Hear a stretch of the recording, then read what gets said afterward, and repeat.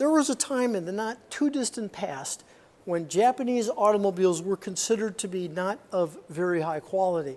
In fact, people used to joke that something was made in Japan to convey that it was cheap. I remember people saying that about the Japanese cars as they were being introduced into the United States. But now, of course, that is a very distant memory. Japanese products and vehicles are, of course, now arguably of the highest quality of any products made anywhere in the world. I had 385,000 miles on my Toyota 4Runner before I passed it along to someone else earlier this year, and I'm sure it's still out there running just fine. So how do companies go from low quality to hugely high quality?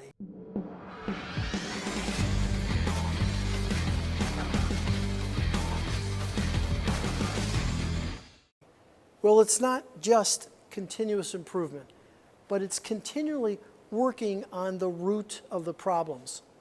Back in 1926, an inventor named Sakichi Toyoda started a company making textile weaving machines. He called the company Toyota Automatic Loom Works. And by the way, I love that name. And in the spirit of getting to the heart of the real problem, he came up with a technique he called the 5 whys. It's pretty simple, and yet it's very effective in addressing what really matters. Here's how it works. You simply ask why 5 times to try and get to the source of the real problem. Now, I know you're thinking that's crazy simple, but that methodology is fundamentally helpful in solving real problems, and it's utilized in lean methodologies to improve quality and reduce costs all over the world. Here's an example. The car won't start. Why? Well, the battery's dead. Why? The alternator actually isn't working properly. Why? The output voltage is insufficient or irregular. Why? Well, it turns out the alternator belt is slipping. Why? Well, the vehicle wasn't serviced per its schedule, and that's actually the root cause. Now, in actuality, it's not always 5 whys. It could be 3 or maybe 7. The point is to encourage questioning and troubleshooting to find what's behind the problem so the changes can be made so it doesn't happen again.